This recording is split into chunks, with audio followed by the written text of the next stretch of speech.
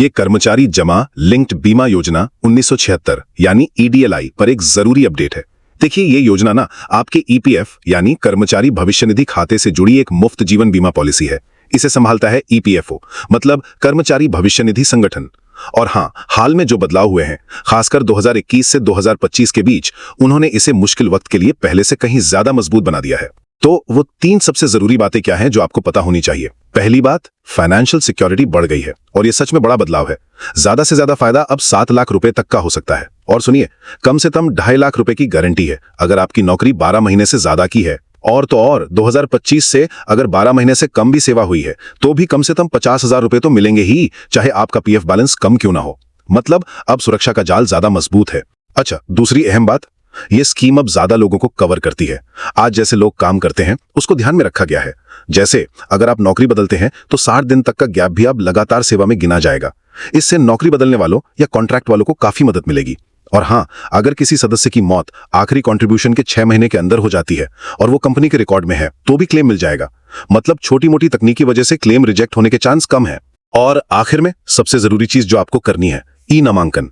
अपने universal account number यानी UAN portal पर जाकर नॉमिनी की जानकारी अपडेट रखिए। इससे क्या होगा कि जरूरत के समय आपके परिवार को क्लेम लेने में बहुत आसानी होगी। और अच्छी बात यह है कि अब डेथ क्लेम के लिए बस एक ही फॉर्म भरना होता है, जिससे पूरी प्रोसेस काफी आसान हो गई है। तो कुल मिलाकर बात यह है कि ईडीएलआई अब एक ज्यादा दमदार और फ्लेक्सिबल सुरक्षा कवच बन गया है। बस अपनी नॉमिनेशन डिटेल्स अपडेट रखना मत भूलिएगा।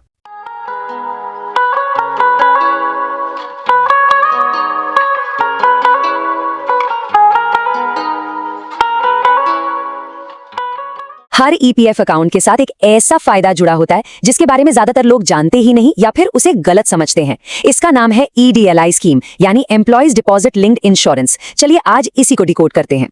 सोचिए, किसी की सैलरी में एक ऐसा जबरदस्त फायदा छिपा हो जिसके बारे में शायद उन्हें पता ही ना हो। आज हम उसी छुपे हुए फायदे से पर्दा उठाने वाले हैं। तो सबसे पहले एक बहुत बड़ी गलतफहमी को दूर करते हैं। पहले लोग सोचते थे कि ईडीएलआई का पैसा बस पीएफ की बचत से जुड़ा एक छोटा मोटा अमाउंट है, पर वो पुरानी बात हो गई। आज की हकीकत बिल्कुल अलग है। ये एक प्रॉपर सोशल इंश्योरेंस है जो एक गारंटीड बड़ा फायदा देता है। और सबसे बड़ी बात, ये पहले दिन से हर कर्मचारी को प्रोटेक्ट करता है, भले ही उनके पीएफ में बचत कमी क्यों ना हो। तो सवाल ये है कि ये स्कीम एक मामूली से बोनस से एक असली सोशल सिक्योरिटी नेट, एक सच्चा सुरक्षा जाल कैसे बन गई। आइए इसे समझते हैं। और सबसे कमाल की बात पता है क्या है? ये फायदा हर ईपीएफ मेंबर के लिए बिल्कुल मुफ्त और ऑटोमेटिक है। मतलब अगर किसी का ईपीएफ खाता है तो वो ईडीएलआई के तहत कवर्ड है। इसके लिए कर्मचारी की सैलरी से एक भी रुपया नहीं कटता। चलिए अब बात करते हैं उस चीज की जो सबसे ज्यादा मैटर करती है, पैसा। मतलब असल में कितना वित्तीय लाभ मिलता है और आज के जमाने में इसकी गिनती कैसे होती है। तो ये है मैक्सिमम अमाउंट, पूरे 7 लाख रुपए। जी हाँ, 7 लाख रुपए। जरा सोचिए, ये कितनी बड़ी रकम है। किसी भी परिवार के लिए ये एक बहुत मजबूत सहारा बन सकती है, खासकर तब जब उन्हें इसकी सबसे ज्यादा जरूरत हो। लेकिन रुकिए, बात सिर्फ मैक्सिमम की नहीं है, एक मिनिमम गारंटी भी है। अगर किसी मेंबर ने 12 महीने से ज्यादा सर्विस की है तो उनके परिवार को कम से कम 2.5 लाख रुपए तो मिलेंगे ही मिलेंगे, चाहे उनके पीएफ अकाउंट में बैलेंस कितना भी कम क्यों ना हो। ये एक बहुत बड़ा सेफ्टी नेट है। और कहानी यहीं खत्म नहीं होती। 2025 में एक नया नियम आया जिसने स्कीम को और भी पावरफुल बना दिया है। अब उन कर्मचारियों के लिए भी 50,000 रुपए का मिनिमम बेनिफिट फिक्स कर दिया गया है जिनकी सर्विस 1 साल से भी कम है। ये नए ज्वाइन करने वालों के लिए एक बहुत बड़ी राहत है। तो ये पैसा कैलकुलेट कैसे होता है? सुनने में शायद मुश्किल लगे पर है बहुत सिंपल। फॉर्मूला 2 हिस्सों में है। पहले पिछले 12 महीने की औसत मासिक सैलरी का 35 गुना निकाला जाता है, फिर उसमें पीएफ अकाउंट के औसत बैलेंस का 50% जोड़ दिया जाता है। चलिए इसको कुछ उदाहरणों से समझते हैं। मान लीजिए एक सीनियर कर्मचारी हैं जिनकी औसत सैलरी 25,000 और पीएफ बैलेंस 4 लाख है। कैलकुलेशन के हिसाब से अमाउंट 7 लाख से ऊपर जाएगा, इसलिए उनके परिवार को मैक्सिमम लिमिट यानी 7 लाख रुपए मिलेंगे। अब दूसरा केस देखते हैं, एक नए कर्मचारी का जिनकी सर्विस बस 8 महीने की है। उनका पीएफ बैलेंस बहुत कम होगा, लेकिन 2025 के नए नियम की वजह से उनके परिवार को भी कम से कम 50,000 रुपए की गारंटी मिलती है। ये स्कीम सिर्फ पैसों के बारे में ही नहीं है, इसे आज के वर्किंग स्टाइल के हिसाब से लगातार अपडेट और मॉडर्न बनाया गया है। ये स्लाइड दिखाती है कि कैसे 2014 से 2025 तक इस स्कीम में एक के बाद एक बड़े बदलाव हुए हैं। सैलरी की लिमिट बढ़ाने से लेकर फायदे के कैलकुलेशन बदलने और एलिजिबिलिटी को आसान बनाने तक, हर बदलाव ने इसे कर्मचारियों के लिए और भी ज्यादा फायदेमंद बनाया है। 2025 के 3 बड़े सुधारों ने तो गेम ही बदल दिया है। पहला, जैसा हमने देखा, पहले साल में मृत्यु पर 50,000 की गारंटी। दूसरा, कंटिन्यूअस सर्विस की परिभाषा बदल दी गई। अब अगर कोई नौकरी बदलता है और बीच में 60 दिन तक का गैप भी आ जाता है तो भी कवरेज जारी रहता है। और तीसरा, आखिरी पीएफ कंट्रीब्यूशन के 6 महीने बाद तक यह इंश्योरेंस कवर एक्टिव रहता है। ये सारे नियम आज के जॉब हॉपिंग और कॉन्ट्रैक्ट वर्क के दौर के लिए एकदम परफेक्ट है। तो अब जब फायदे समझ आ गए हैं तो सवाल उठता है कि इसकी प्रक्रिया क्या है, मतलब क्लेम कैसे किया जाता है। एक बार फिर से याद दिला दूं, ये शानदार बेनिफिट कर्मचारी के लिए बिल्कुल 100% मुफ्त है। इसका पूरा खर्चा एम्प्लॉयर यानी कंपनी उठाती है। वो कर्मचारी की सैलरी का सिर्फ 0.5% जमा करती है, जो कि महीने में ज्यादा से ज्यादा 75 रुपीज होता है। और एक अच्छी खबर यह है कि प्रोसेस को अब बहुत आसान कर दिया गया है। पहले ईपीएफ, पेंशन और ईडीएलआई के लिए अलग अलग फॉर्म भरने पड़ते थे, लेकिन अब इन तीनों फायदों के लिए सिर्फ एक कंपोजिट क्लेम फॉर्म है। इससे मुश्किल समय में परिवारों पर कागजी कार्रवाई का बोझ बहुत कम हो जाता है। और अब सबसे जरूरी बात, ये जो कोड है ना, ये सब कुछ कह देता है। एक वैलिड ई नॉमिनेशन का होना क्लेम प्रोसेस को बहुत ज्यादा आसान और तेज बना देता है। ये एक कर्मचारी की तरफ से उठाया गया सबसे जरूरी कदम है। तो आखिर में सवाल यही है कि 7 लाख रुपए तक का ये सुरक्षा कवच तो अपनी जगह पर है, पर क्या इसे पाने का रास्ता भी तैयार है? क्या ई नॉमिनेशन पूरा और अपडेटेड है? इस पर सोचना बहुत जरूरी है।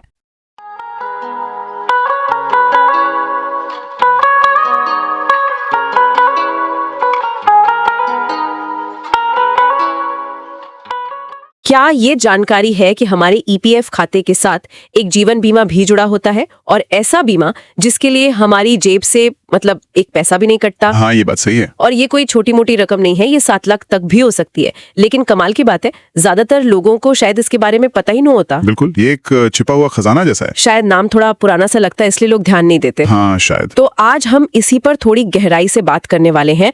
कर्मचारी जमा लिंक्ड बीमा योजना यानी ईडीएलआई स्कीम 1976 पर। ये सिर्फ ईपीएफ का कोई छोटा सा हिस्सा नहीं है, बल्कि अपने आप में एक काफी महत्वपूर्ण सामाजिक सुरक्षा का फायदा है। सही कहा। हमारे पास ईपीएफओ के कुछ दस्तावेज हैं, सरकारी नोटिफिकेशंस हैं और कुछ एनालिसिस भी हैं।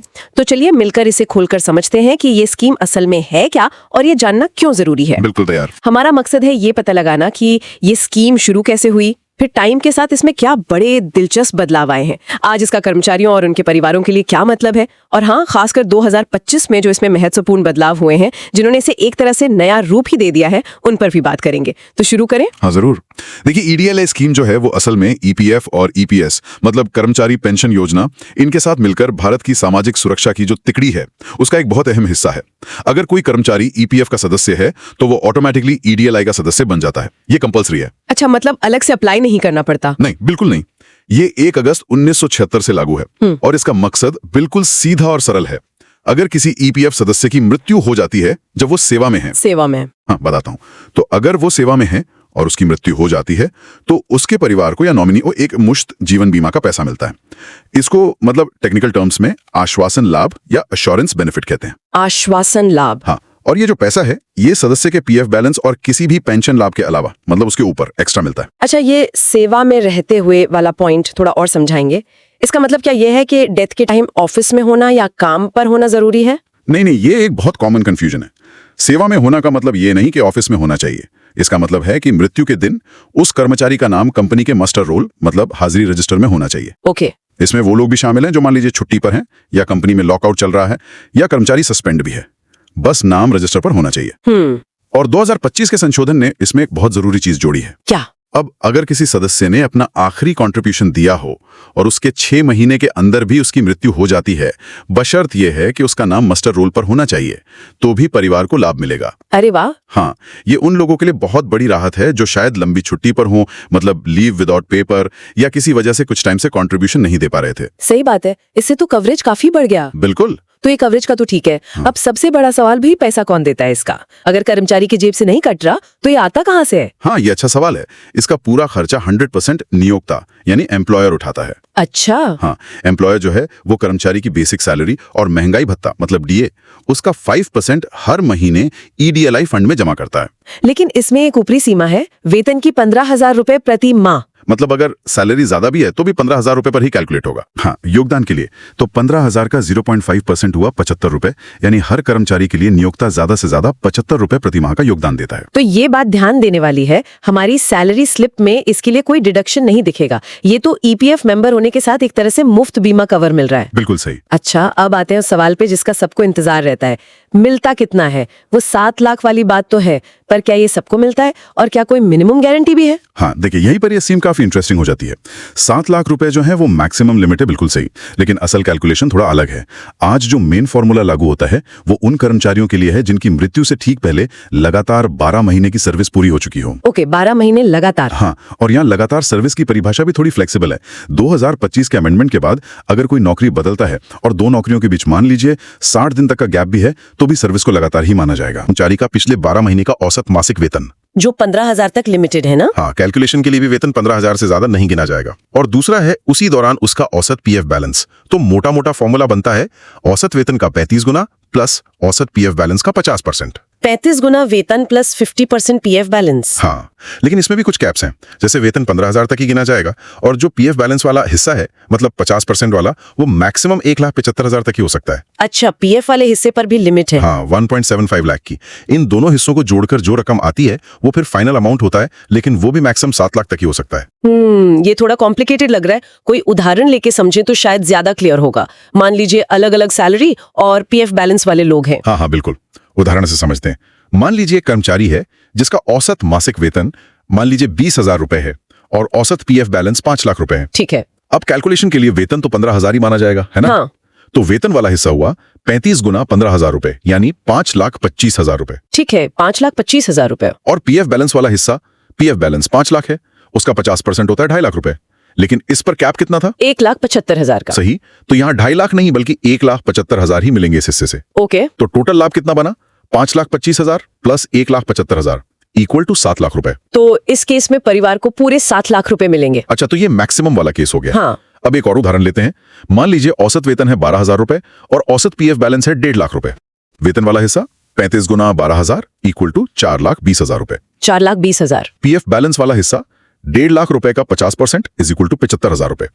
ये 1,75,000 रुपए की सीमा के अंदर है तो पूरा 75,000 रुपए मिलेगा। तो टोटल लाभ हुआ 4,20,000 प्लस 75,000 इक्वल टू 4,95,000 रुपए। तो यहाँ परिवार को 4,95,000 रुपए मिलेंगे। ओके, ये भी काफी अच्छी रकम है। पर अगर किसी का वेतन और पीएफ बैलेंस दोनों ही कम हो तब क्या तभी ये स्कीम कुछ मायने रखती है? हाँ, बिल्कुल।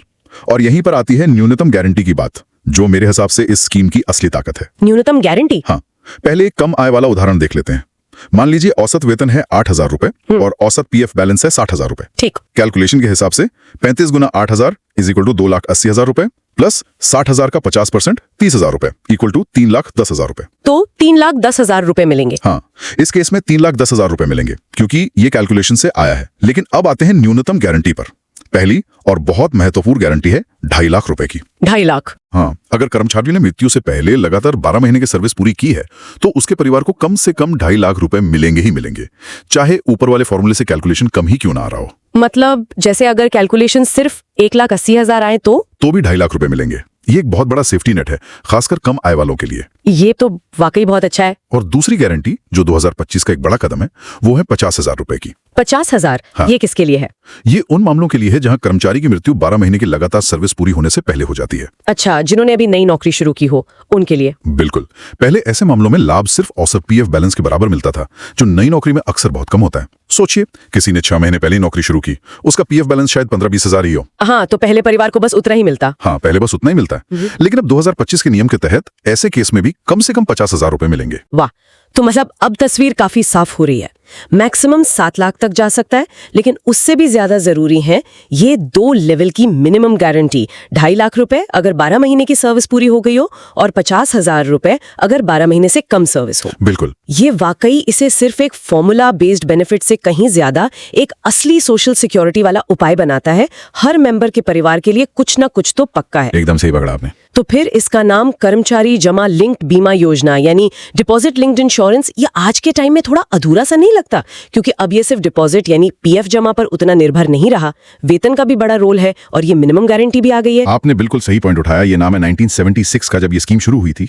उस समय लाभ असल में पूरी तरह से सदस्य के पीएफ खाते में जो पैसा जमा था उसी पर निर्भर करता था। अच्छा। हाँ, और मैक्सिमम लिमिट भी सिर्फ 10,000 रुपए थी। तब ये नाम बिल्कुल फिट बैठता था, डिपॉजिट लिंक्ड। 10,000 कहाँ 10,000 और कहाँ आज 7 लाख। हाँ, यहीं पर इस स्कीम का जो सफर है वो देखना काफी दिलचस्प है। ये कैसे एक साधारण से डिपॉजिट लिंक्ड बोनस से आज इस रूप में आई है। शुरू में सिर्फ पीएफ बैलेंस पर आधारित थी, फिर धीरे धीरे इसमें वेतन आधारित कैलकुलेशन शामिल हुआ। मैक्सिमम लाभ की सीमा लगातार बढ़ती गई, 10,000 से 25,000 हुई, फिर 60,000, फिर 1 लाख, 6 लाख और अब 7 लाख रुपए। लेकिन मेरे हिसाब से सबसे बड़ा मतलब क्रांतिकारी बदलाव वो न्यूनतम गारंटी का आना था। हाँ, वो 2.5 लाख वाली। हाँ, उसमें इसे सिर्फ बचत से जुड़े फायदे से उठाकर एक सच्ची सामाजिक बीमा योजना का दर्जा दे दिया। सही कहा। और 2021 और खासकर 18 जुलाई 2025 से जो लागू हुए हैं संशोधन, वो तो मील के पत्थर हैं। 7 लाख रुपए की मैक्सिमम लिमिट और 2.5 लाख रुपए की मिनिमम गारंटी को परमानेंट करना, ये पहले अस्थायी थी। कम सर्विस वालों के लिए 50,000 का नया मिनिमम बेनिफिट लाना, हाँ, वो 60 दिन का गैप वाला नियम और मृत्यु से पहले आखिरी कंट्रीब्यूशन के 6 महीने बाद तक कवरेज देना, ये सब दिखाता है कि ये स्कीम कोशिश कर रही है कि आज की जो वर्किंग दुनिया की सच्चाई है, जैसे कॉन्ट्रैक्ट वर्क है, लोग जल्दी जल्दी नौकरी बदलते हैं, उसके साथ कदम मिला सके। मतलब ये इवॉल्व हो रही है। हाँ, ये सिर्फ एक स्थिर रूल बुक नहीं है, बल्कि एक विकसित होती हुई व्यवस्था है। ये समझना वाकई जरूरी है कि ये स्कीम कितनी बदल चुकी है। अच्छा, अब मान लीजिए किसी सदस्य की दुर्भाग्यवश मृत्यु हो जाती है, तो परिवार को ये लाभ पाने के लिए करना क्या होता है? प्रोसेस क्या है? देखिए, क्लेम करने का अधिकार सबसे पहले नॉमिनी का होता है। नॉमिनी? हाँ, अगर सदस्य ने अपने ईपीएफ खाते में किसी को नॉमिनेट किया हुआ है तो प्रोसेस सबसे आसान होता है और पैसा सीधा नॉमिनी को मिल जाता है। इसीलिए हम बार बार कहते हैं कि नॉमिनेशन बहुत जरूरी है। और अगर नॉमिनी नहीं है तो? अगर कोई नॉमिनेशन नहीं है तो कानून के हिसाब से पैसा परिवार के सदस्यों में बराबर बांटा जाता है। के बेटे और अविवाहित बेटियां शामिल होती हैं। ओके। और अगर सदस्य का कोई परिवार भी नहीं है इस परिभाषा के हिसाब से और नॉमिनेशन भी नहीं है, तब फिर लीगल वारिस मतलब कानूनी उत्तराधिकारी वो क्लेम कर सकते हैं। लेकिन उन्हें इसके लिए कोर्ट से सक्सेशन सर्टिफिकेट लेना पड़ता है। ओहो, वो तो काफी लंबा प्रोसेस हो जाता होगा। हाँ, वो एक लंबी और थोड़ी मुश्किल प्रक्रिया हो सकती है। तो सबक बिल्कुल साफ है, नॉमिनेशन जरूर करें। आजकल तो सुना है ऑनलाइन ई नॉमिनेशन भी हो जाता है। हाँ बिल्कुल, बहुत आसान है।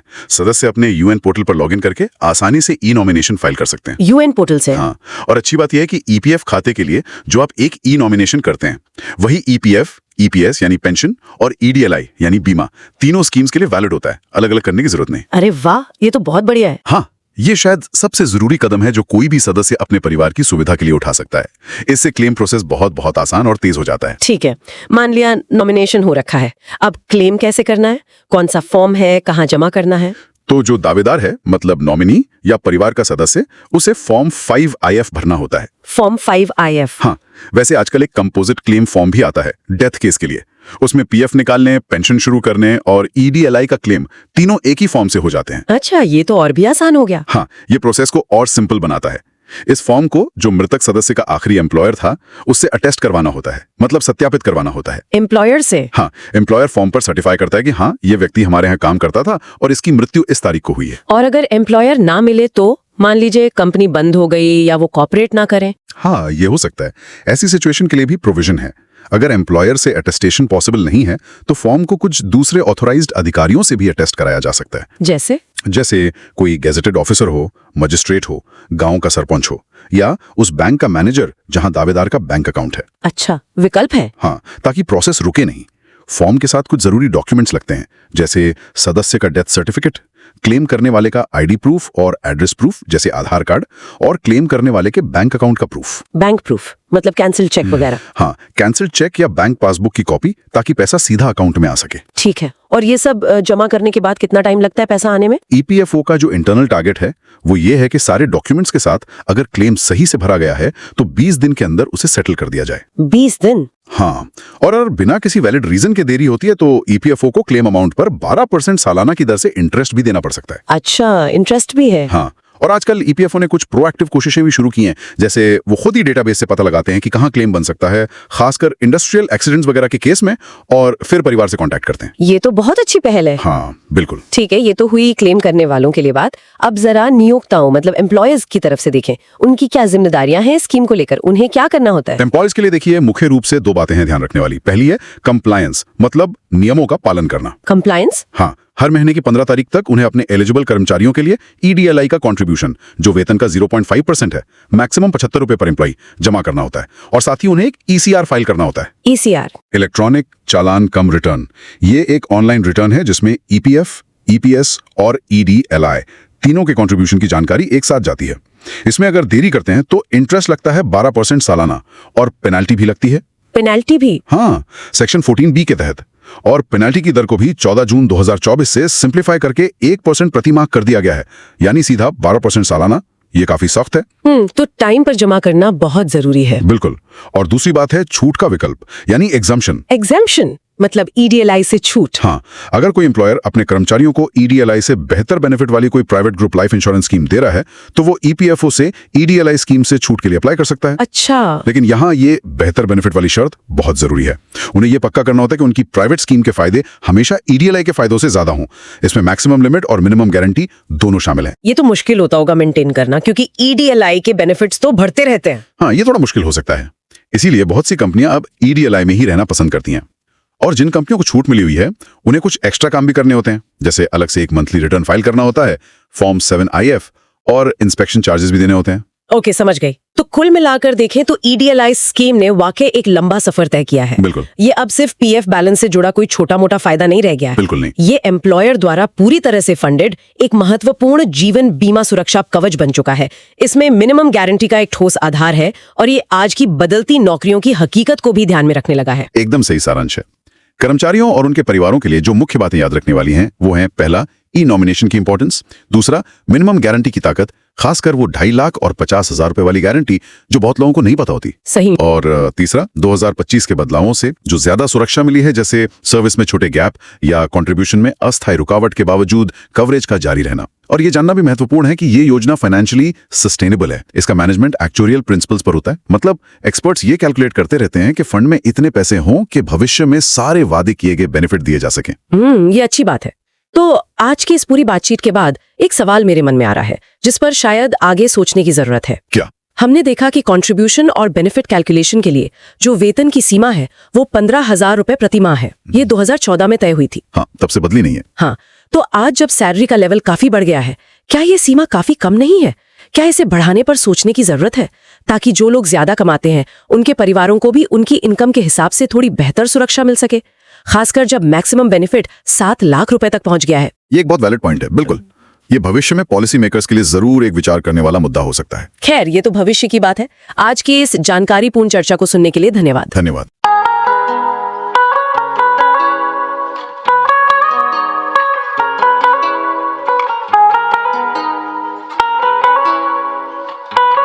चर्चा में आपका स्वागत है।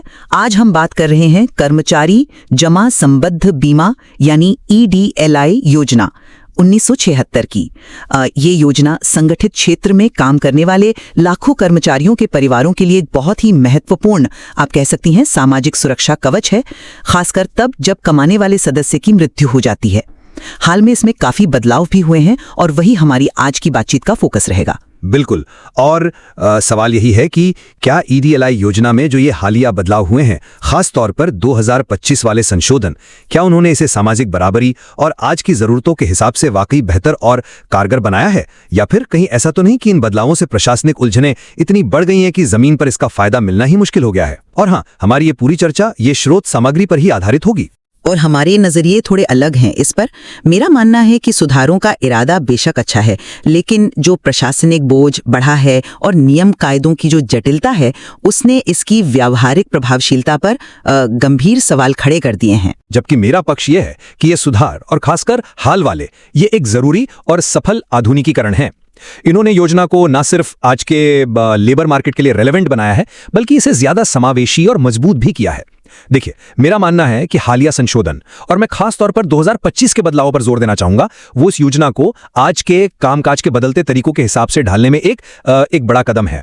अब देखिए, गिग वर्कर्स हैं, कॉन्ट्रैक्ट पर काम करने वाले लोग हैं जिनकी नौकरियां स्थायी नहीं होती। इन बदलावों ने उनको भी सुरक्षा देने की कोशिश की है।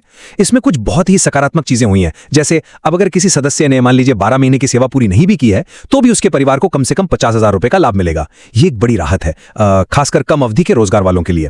फिर निरंतर सेवा की जो परिभाषा है उसे थोड़ा लचीला बनाया गया है। अब अगर कोई नौकरी बदलता है और बीच में मान लीजिए 60 दिन तक का गैप आ जाता है तो भी उसकी ईडीएलआई कवरेज जारी रहेगी। यह उन लोगों के लिए बहुत महत्वपूर्ण है जो बेहतर मौकों के लिए अक्सर नौकरियां बदलते रहते हैं।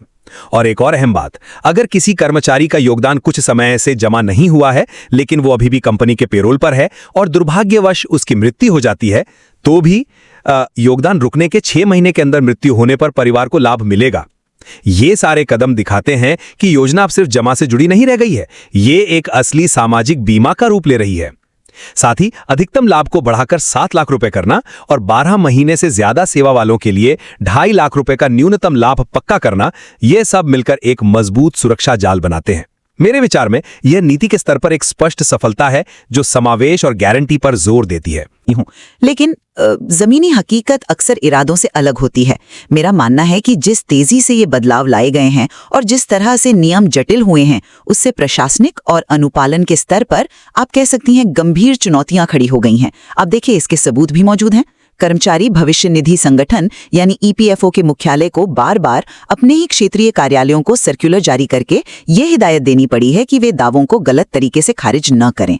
सोचिए, ऐसे मामले सामने आए जहां सिर्फ इसलिए क्लेम रिजेक्ट कर दिया गया क्योंकि आखिरी कुछ महीनों का कंट्रीब्यूशन सिस्टम में अपडेट नहीं हुआ था, जबकि कर्मचारी बाकायदा नौकरी पर था और कंपनी के पेरोल पर भी। ये तो प्रक्रिया की खामी है, सीधी सी बात है।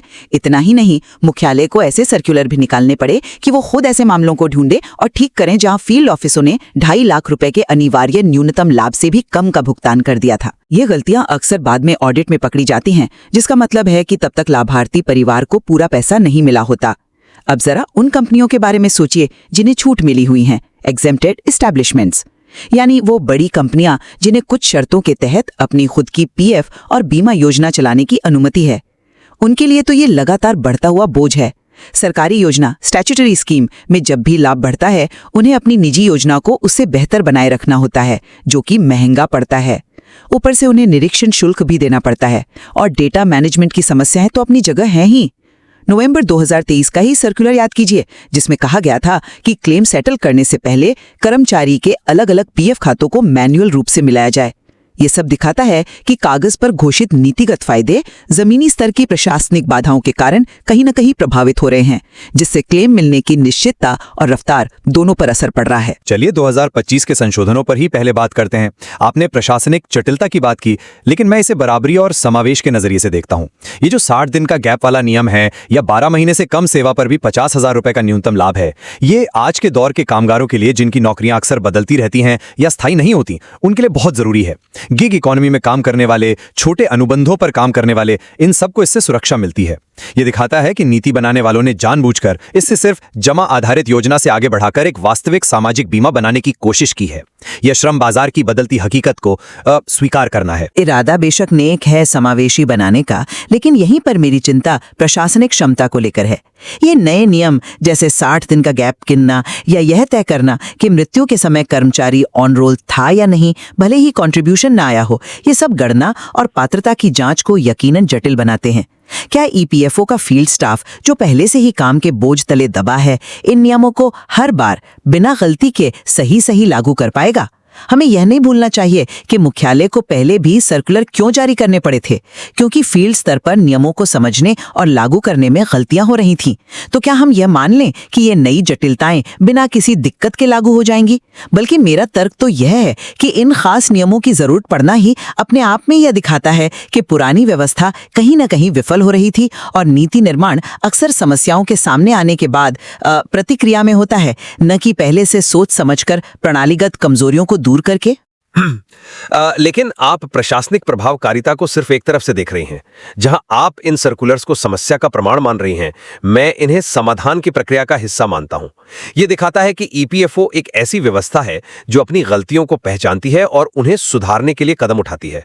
क्या यह बेहतर नहीं है कि मुख्यालय सक्रिय रूप से निगरानी करे और जहां गड़बड़ी हो उसे सुधारे, बजाय इसके कि सब कुछ अनदेखा कर दिया जाए? अच्छा, और ऐसा नहीं है कि सिर्फ गलतियां सुधारी जा रही हैं। ईपीएफओ ने कई सक्रिय कदम भी उठाए हैं। ई नामांकन का अभियान चलाया गया ताकि बाद में क्लेम प्रक्रिया आसान हो। औद्योगिक दुर्घटनाओं में मृत्यु होने पर क्लेम्स जल्दी निपटाने के लिए विशेष मानक संचालन प्रक्रिया एसओपी बनाई गई है। पारदर्शिता बढ़ाने के लिए ऑनलाइन कैलकुलेटर उपलब्ध है, जिससे कोई भी अनुमानित लाभ की गणना कर सकता है। और एक महत्वपूर्ण बात, 1 अप्रैल 2017 से ईडीएलआई के लिए नियोक्ताओं से लिया जाने वाला अलग प्रशासनिक शुल्क वो शून्य कर दिया गया था। इससे नियोक्ताओं पर बोझ कम हुआ। ये सब मिलकर एक ऐसी तस्वीर पेश करते हैं जहां व्यवस्था सुधार और बेहतर सेवा देने के लिए प्रतिबद्ध है। मैं आपकी बात का सम्मान करती हूँ, लेकिन मेरा नजरिया यहाँ थोड़ा अलग है। इन सुधारात्मक सर्कुलर्स की लगातार जरूरत पड़ना मेरे लिए प्रणालीगत कमजोरी का संकेत है, न कि मजबूती का। सोचिए, अगर व्यवस्था वाकई मजबूत और सहज होती तो मुख्यालय को बार बार फील्ड ऑफिस को ये बताने की जरूरत क्यों पड़ती कि न्यूनतम लाभ कितना देना है, या अगर कंट्रीब्यूशन सिस्टम में नहीं दिख रहा तो क्लेम कैसे प्रोसेस करना है। ये तो बुनियादी प्रशासनिक काम है। इन सर्कुलर्स का मतलब है कि कहीं ना कहीं प्रक्रिया में या प्रशिक्षण में या शायद स्टाफ की क्षमता में कमी है, जिसके कारण ये गलतियां हो रही हैं। और फिर क्लेम निपटाने में देरी होने पर अधिकारियों पर जो 12% सालाना ब्याज का दंड लगाया जाता है, वो भी तो इसी बात को स्वीकार करता है कि देरी एक वास्तविक समस्या है। अब आप छूट प्राप्त प्रतिष्ठानों, एग्जेम्प्टेड एस्टैब्लिशमेंट्स की बात लीजिए।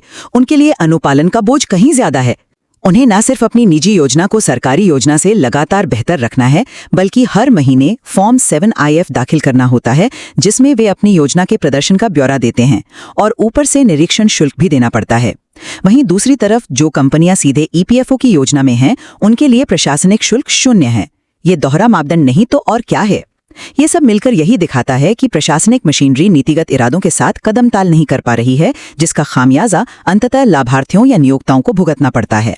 चलिए इसी छूट वाली व्यवस्था एग्जेम्पशन फ्रेमवर्क पर थोड़ी और बात करते हैं।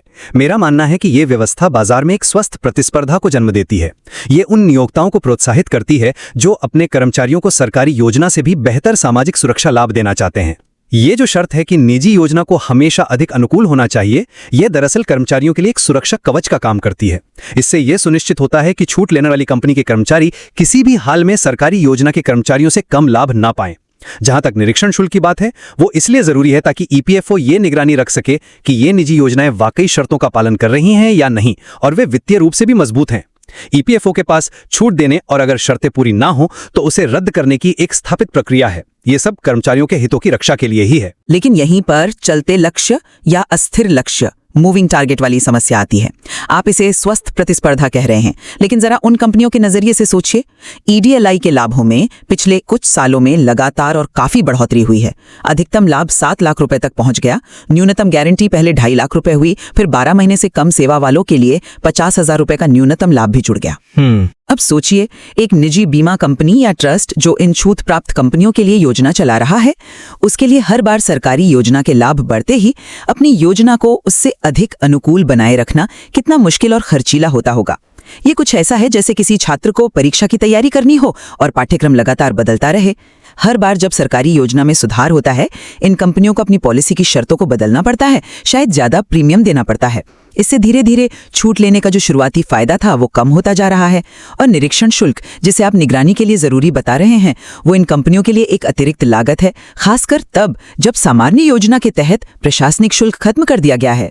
तो सवाल ये उठता है कि क्या ये वाकई स्वस्थ प्रतिस्पर्धा को बढ़ावा दे रहा है, या फिर ये उन कंपनियों के लिए एक लगातार बढ़ती हुई बाधा बनता जा रहा है जिन्होंने शुरुआत में अपने कर्मचारियों को बेहतर लाभ देने का बीड़ा उठाया था।